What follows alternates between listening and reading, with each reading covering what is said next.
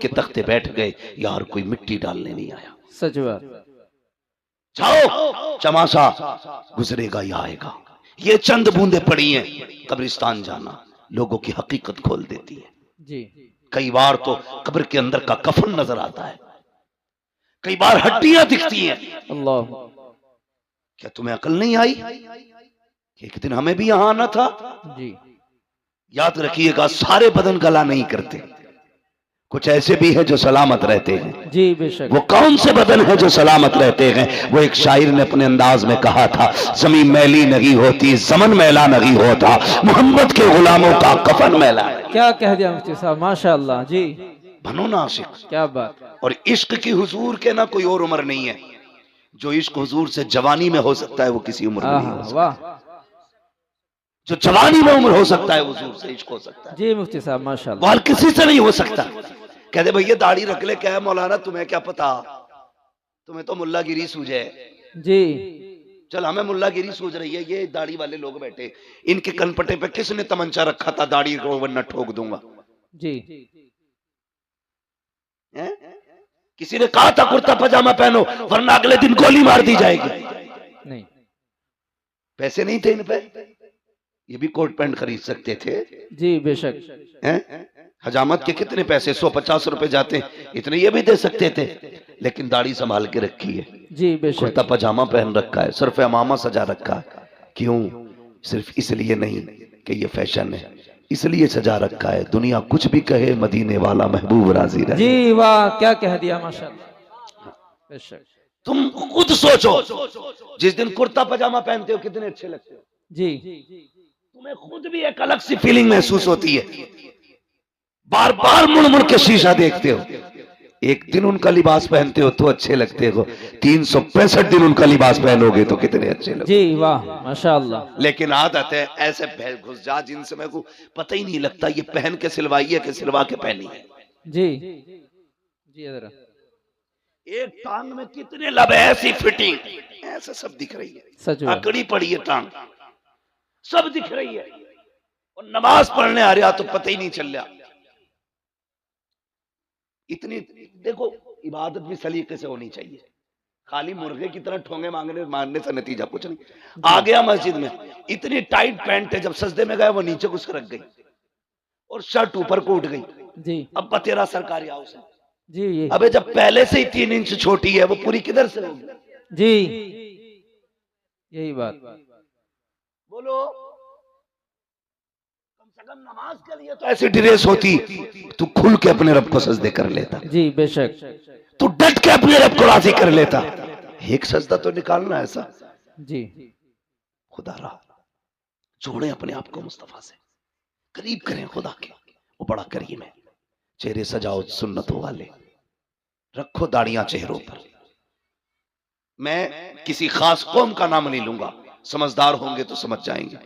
जिन कौमों के अपने तशख्खुस हैं, भले वो अच्छे लगे ना लगे, लेकिन वो फिर भी लगाए लटकाए घूम रहे हैं।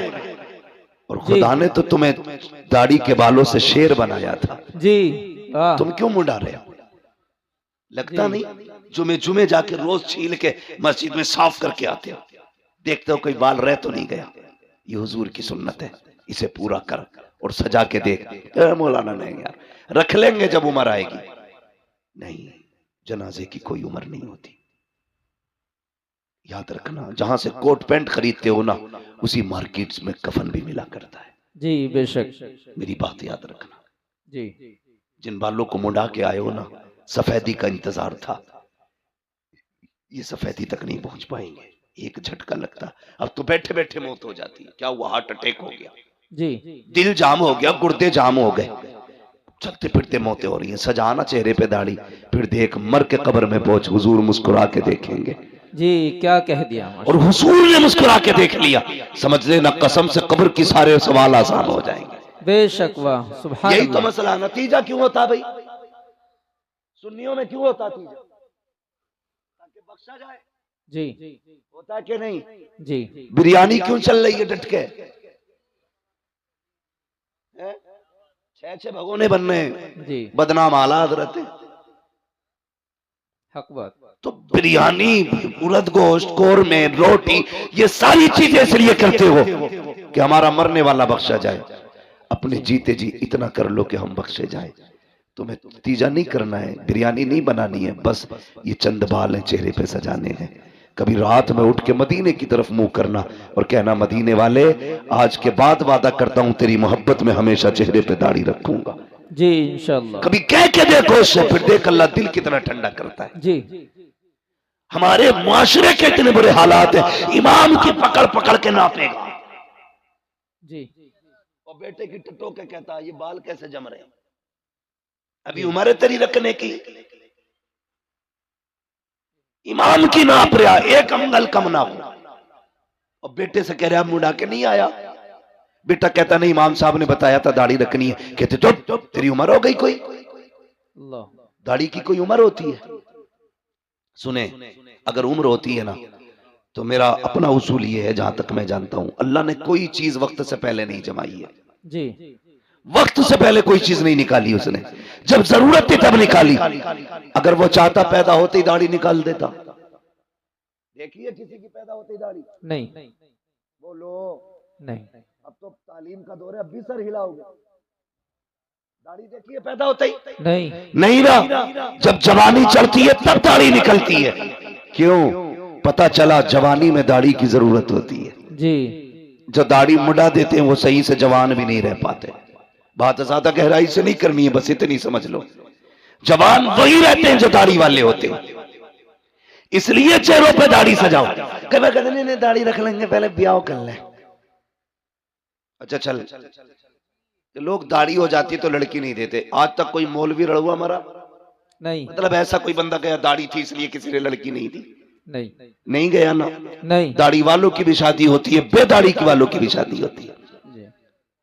मगर फर्क क्या है? दाढ़ी वालों की देर से शादी होती है, बेदाढ़ी वालों की जल्दी हो जाती है। उसकी भी वजह है, क्योंकि जिनकी दाढ़ी होती है ना उनके घर में नेक बीवियां आया करती है। बेशक बेशक। और नेक बीवियां आसानी से नहीं मिला करती हैं, जी सैकड़ों में चंद होती हैं, बेशक, बल्कि हजारों में कुछ होती हैं। जी मुफ्ती साहब। इसलिए अगर ये चाहते हो तेरे घर में बीवी पास आए, निकाह से पहले दाढ़ी रख, अल्लाह तेरे निकाह में खातून जन्नत की कनीज अता फरमाए। बेशक, सुभान अल्लाह सुभान अल्लाह। रखेंगे इंशाअल्लाह इंशाअल्लाह। जोर से बोलो। और ससुरों, जो ससुर होते हैं, ससुर, उनसे भी मेरी एक गुजारिश है, दामाद ढूंढो तो दाढ़ी पहले देख लो। समझ गए ना? जी। दामाद देखो तो दाढ़ी पहले देख लेना। इसलिए कि जिसकी दाढ़ी होगी ना वो ऐबदार भी होगा तो खुल्लम खुल्ला नहीं होगा। सीधी बात है भाई, वो अलल ऐलान जुर्म नहीं करता होगा। जी। अगर ये चाहते हो तुम्हारी बेटी सुख में रखे तो फिर ढूंढ मुस्तफा का नौकर। इसलिए कि जो रब का हक अदा कर सकता है वो तेरी बेटी का भी हक अदा कर सकता है। बेशक, सुभान अल्लाह। और जो रब से नहीं डरता वो ससुर से भी नहीं डरता। जी। ये कान खोल के सुन लियो, जो रब से नहीं डरता वो ससुर से भी नहीं डरता। अगर रिश्ते में तलाश करोगे तो तावीजों की जरूरत कम पड़ेगी, लेकिन हमारी कौम डटी पड़ी है तावीजों पे। कुछ मिले ना मिले, बस तावीज दिलवा दो। जी। आधा किलो का तावीज डाल लेगा गले में। ये 10 ग्राम की दाढ़ी नहीं रखी जाती। जी जी। खुदारा दाढ़ियां रख लो, फिर देखो तावीज की जरूरत ही नहीं पड़ेगी। तावीज की जरूरत ही नहीं पड़ेगी, हुजूर की सुन्नत है। सजा के देखो ना, चेहरा मुस्तफा जैसा बनाओ, लिबास उनके जैसा पहनो, फिर देखो जिंदगी में कितने इनकलाब आते। बेशक बेशक। हम तो नमाज पढ़ी और टोपी उतारी और झटका दिया, जेब में सरका दी। जी। कब निकलेगी? या तो अगले जुम्मे को निकलेगी या फिर अगली नमाज में। और कहता लोनियां बिना दुपट्टों के घूम रही हैं। सीधी बात है जी, जब से तुमने टोपियां उतार दी बेटियों ने दुपट्टे उतार दिए हैं। जी बेशक। तुम टोपियां ओढ़ना शुरू कर दो, बेटियां दुपट्टे ओढ़ना शुरू कर देंगे। जी बहुत। करेंगे इंशाल्लाह ये काम, ओढ़ेंगे टोपी इंशाल्लाह, इंशाअल्लाह ओढ़ेंगे इंशाल्लाह। इंशाअल्लाह। अगर मैं पूछ लूं भाई जो जलसे में बैठे इन पे टोपी क्यों नहीं, दो बातें कहेंगे, है नहीं या भूल गए। दो बातें, है नहीं या भूल गए। जी अगर दावत में जाते हैं जलजीरा नहीं भूलते, जी। वलीमे का खाना हो तो पानी की बोतल नहीं भूलते, जी। जलसे में आए तो टोपी भूल गए। अच्छा खरीद ही नहीं, जूता 1600 का खरीदेगा, 5 रुपए की टोपी नहीं खरीद पाता। क्या बात है। मेरे भाई गुजारिश इतनी है, हमारी पहचान टोपी है, लिबास है। कुछ जरा दिल पे हाथ रख के बताओ, स्कूल है आपके इलाके में? बोलो, स्कूल है? जी अच्छा, स्कूल जो है उनकी अपनी ड्रेसें भी होंगी, होती है कि नहीं? होती है। किसी स्कूल की ड्रेस अगर ब्लैक एंड व्हाइट हो, ठीक है, दूसरे स्कूल की ड्रेस किसी और कलर की हो, तीसरे स्कूल की ड्रेस कलर की हो, अलग अलग कलर की ड्रेस हो, अगर ब्लैक एंड व्हाइट पहन के कोका कोला ड्रेस वाले स्कूल में जाए, वो जो दरबान खड़ा होगा रोक देगा, भाई किधर जा रहा है जी। वो कहेगा स्कूल में। किसी स्कूल का इसी स्कूल का हूं, वो कहेगा तेरी ड्रेस इस स्कूल की नहीं है, जी तेरी ड्रेस बता रही है तू उस स्कूल का है, जी। जा अपने स्कूल में जा। तो उसका स्कूल का दरबार अपने स्कूल के अंदर दूसरे ड्रेस वाले को नहीं आते दे सकता। तो तुम्हें क्या लगता है जन्नत में हर ड्रेस वाला चला जाएगा? आहा, क्या कह दिया। जन्नतियों की भी अपनी एक ड्रेस है।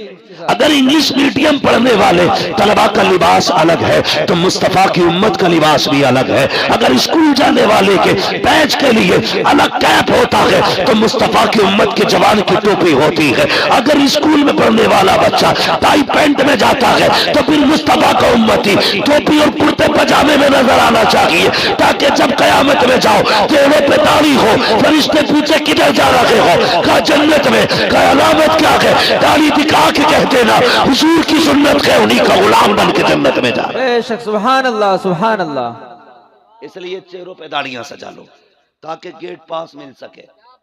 अपनी तो सीधी बात है, वरना ऐसा कोई धन्ना सेठ नहीं है तुम दाढ़ियां मुंडाते रहो, सुन्नत की पमाली करते रहो और नारे रिसालत के नारे लगाते रहो, हुजूर को तकलीफ नहीं होगी? अगर इस धोखे में हो तो निकाल देना अपने आप को। जब तक पूरी कोशिश नहीं करेंगे हम रसूल को राजी करने की, उस वक्त तक गलतियां भी कितनी अंदाजे से माफ हो सकती है। जी खुद से तो कोशिश करो ना, बदलो अपने आप को। डॉक्टर इकबाल ने कहा था कि मोहम्मद से वफा तूने तो हम तेरे हैं, जी। क्या कह, ये जहां चीज है क्या लोहो कलम तेरे। वाह वाह। अल्लाह आपको सलामत रखे, बदले अपने आप को, चेहरा मुस्तफा वाला बनाए, लिबास मुस्तफा वाला बनाए। और अगर गलती हो गई है ना बंदे से, तौबा कर लो, बड़ा करीम है वो कहता 50 साल गुनाह किए ना, एक बार रो के दिखा दे, बस एक बार, मैं तेरी जिंदगी के सारे गुनाह बख्श दूंगा। वाह माशाअल्लाह। हाँ, पूरे गुनाह बख्श दूंगा। मालिक बख्शे कैसे जाएंगे? फरमाया सुन, जब किसी के यहाँ ना सुनी जाती हो ना, मेरे महबूब के मदीने आ जाना, जी वाह। उनकी चौखट पे आके कहना मैं मुजरिम हुआ का मुझे साथ ले लो, जी क्या कि रस्ते में है जा बजा थाने वाले। वाह। मालिक क्या मिलेगा? फरमाया महबूब ने कह दिया ना, मैं फिर तेरे सारे गुनाह बख्श डालूंगा। आला हजरत ने फरमाया था, आता है फकीरों पे उन्हें प्यार कुछ ऐसा, वाह। खुद भीख दे और खुद कहे मंगते का भला हो। अल्लाह अकबर। कहते हैं अगर वक्त अजल सर तेरी चौखट पे धरा हो, जितनी हो कज़ा एक ही सजदे में अदा हो। वाह। तो कभी रो लिया करो, अल्लाह को राजी करने की कोशिश करें। रात को दुनिया सोती हो ना, उठ जाया करो, आँख खुल जाया करे ना, उठ जाया करो। अल्लाह तौफीक दे तो वुजू करे, मुसल्ला बिछाए, 2 रकात पढ़ ले। अगर ये भी तौफीक ना हो तो खाली बिस्तर से उठ के जमीन पे बैठ जाओ। ये भी ना कर सको ना, फिर बिस्तर पे ही उठ के बैठ जाओ, बिस्तर पे ही उठ के बैठ जाओ। वो कहता चल बिस्तर पे भी नहीं बैठ सकता ना, आँख खुल गई है, गुनाह याद कर ले, मेरी अता याद कर ले, बस इतना कह दे, मालिक बख्श दे, बड़े पाप हुए हैं। वो कहता सुन, 2 जुमले कहना तेरा काम है, तेरे नामे आमाल को नेकियों में तब्दील कर देना ये मेरा काम है। जी बेशक। अपने रब से रिश्ते मजबूत करें, हुजूर से रिश्ते मजबूत करें। और मैंने क्या बात कही थी, जो मैं बात कर रहा था, कहाँ खोले हैं गेसू यार ने खुशबू कहा। वाह वाह। क्या कह, भाई मैं इस चीज से बहुत बचता हूं, आपकी खुशनुदी के लिए 2 बातें आपको खुश करने की कह के चला जाऊं। बस मेरा अपना एक उसूल है, मैं आईना हूं, दिखाऊंगा दाग चेहरे के, जिसे खराब लगे सामने से हट जाए। हाँ, हर एक को अपनी गुफ्तगू भी हजम नहीं होती है। वो सोच के आते हैं जन्नत बांटेगा, जन्नत मेरे बाप की नहीं है जो मैं बांटूंगा, जन्नत है रसूल पाक की। जन्नत उसे मिलेगी जिसे मुस्तफा चाहेंगे। बरेली के इमाम ने कहा था तुझसे और जन्नत से क्या मतलब, वहां भी दूर हो, हम रसूलुल्लाह के, जन्नत रसूलुल्लाह। बेशक सुभान अल्लाह। लेकिन शर्त है उनसे जन्नत लेने का मुंह बना लिया जाए, मुंह बना लो, वरना पता चले ऊपर 40वां हो रहा, नीचे लठियां चल रही हैं। इसलिए कम से कम कुछ तो ऐसा करें। मैंने कहा था हमेशा जीत जाना सब कुछ नहीं होता, कभी हार जाना भी बहुत कुछ होता है। जी वाह। यही जुनैद बगदादी। तवज्जो है आपकी? जी अगर थक गए तो जरा जोर से कह दें या रसूल अल्लाह। वाकई थक गए तो इतनी जोर से या रसूल अल्लाह कहा आपने। जी। अगर नहीं थके तो अब और जोर से कह दें या रसूल अल्लाह। या रसूल अल्लाह। माशाअल्लाह, अल्लाह सलामत रखे। बस इतने अच्छे लोग हैं तो जी चाहता थोड़ी सी बात और कर जाऊं। लोग अच्छे, मेरा जी चाहता ये बात पूरी करूं। हजरत जुनैद बगदादी ये मदरजाद वली नहीं है, अपने दौर के पहलवान है बहुत बड़े, कुश्तियां लड़ते थे अखाड़ों में जी। और कुश्ती भी बादशाह के दरबारी पहलवान। जी जी यहाँ बादशाह की कुर्सी लगती थी, बगल में हजरत जुनैद बगदादी की। जी। इतने बड़े पहलवान थे, माथे पे लोगों के पसीना आ जाता था नाम सुनते ही। किससे लड़ना है? जुनैद से। अपने बस की नहीं है भाई, तो हाथ उठा रहता था, जब जिसका जी चाह के हाथ उठा दे। एक दिन दरबार लगा था, अखाड़े में कुश्ती हो रही थी, बादशाह भी बैठा था, जुनैद बगदादी भी थे। अचानक भीड़ चीरता हुआ एक शख्स आया। जी। था तो सिंगल चेचिस का, सिंगल पिस्टन मैन। वो आया, जी। हाथ उठा दिया। बादशाह ने कहा क्या बात है? कहा कुश्ती लड़नी है। कहा लड़ना, इतने पहलवान है, इनसे नहीं। कहा फिर? कहा जुनैद से लड़नी है। बादशाह ने कहा सर फिर आया क्या, पागल है, सही से खड़ा नहीं हो पा रहा, जुनैद से कुश्ती लड़ेगा? उसने कहा हाँ जुनैद से लड़ना है। कहा तैयार है? कहा आज नहीं, 3 दिन बाद। कहा कैसे? ऐलान कराओ सब आए, मुझे जुनैद से कुश्ती लड़नी है। बादशाह ने कहा मंजूर है। वक्त मुकर्रर हो गया, कुश्ती का वादा भी हो गया। जानते हो सब तो अपने घर चले गए, जुनैद भी आ गया। सब इस इंतजार में थे कब सूरज निकले, 3 दिन कब पूरे होंगे, कब हम जुनैद की कुश्ती देखेंगे और जुनैद ऐसी पटकी मारेंगे कि उसकी रीढ़ की हड्डी टूट जाएगी। ये सबके जहन में बात थी, क्योंकि बिल्कुल पतला दुबला इंसान। अगला दिन जब वो आया ना, जिस दिन कुश्ती होनी थी, तो कभी कभी चैलेंज जब होता है ना, और चैलेंज गैर मामूली हो जी, अगर बराबर के पहलवान लड़ते हो तो कोई बात नहीं, टक्कर के थे। अगर कोई कमजोर ताकतवर को चैलेंज कर दे, बड़ी बात होगी ना, बड़ी बात होगी। कैसे? एक शख्स अपनी महबूबा के साथ बैठा था, गले में हाथ डाल के बातें कर रहा था। एक दीवाना मजजूब अपने रंग में चला जा रहा था, रास्ते में कीचड़ था, उसका पैर पानी में यूं पड़ गया, तो वो छींट उड़ के ना उस लड़की के ऊपर चली गई। उस लड़के से कहा देखते हो, इसने मेरे ऊपर कीचड़ डाल दी। वो उठा और आके उसने दीवाने का गिरबान पकड़ा कि तुझे मेरी महबूबा का चेहरा नजर नहीं आया, तूने उसके कपड़े गंदे कर दिए। उसने कहा भाई मुझे तवज्जो नहीं थी मेरी। उसने तमाचा मार दिया, जैसी तमाचा मारा उसने यूं देखा और चल दिया। आगे जाके ना किसी ने देखा दीवाना आ रहा है, कहा यार इधर आ। कहा क्या? कहा थोड़ा सा दूध पी ले। उसके आगे दूध आया, रो दिया। कहता वाह मालिक तेरा करिश्मा, कहीं थप्पड़ खिलाता है कहीं दूध पिलाता है जी। जब इतनी बात कही ना, ये तो दूध पीने में लग गया। मालिक तेरा करिश्मा, कहीं दूध पिलाता कहीं थप्पड़ खिलाता है। इतने में लोग दौड़ते हुए आए, बोले पकड़ लो यही है।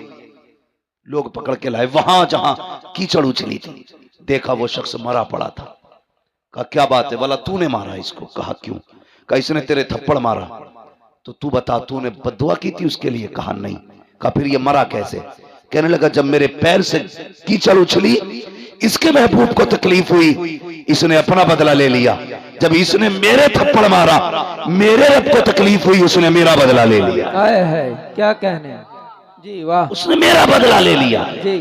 तो कभी कभी चैलेंजेस बड़े होते और ताज्जुब होता चैलेंजेस देखने के बाद। इतने बड़े बड़े चैलेंजेस को देखने के बाद ताज्जुब होता है। इधर चैलेंज था कुश्ती जुनैद से होनी है। किससे होनी है? सारे लोग अदब से अपनी अपनी जगह खड़े हो जाएं। सैयद साहब कबिला की तशरीफ आवरी हो रही है।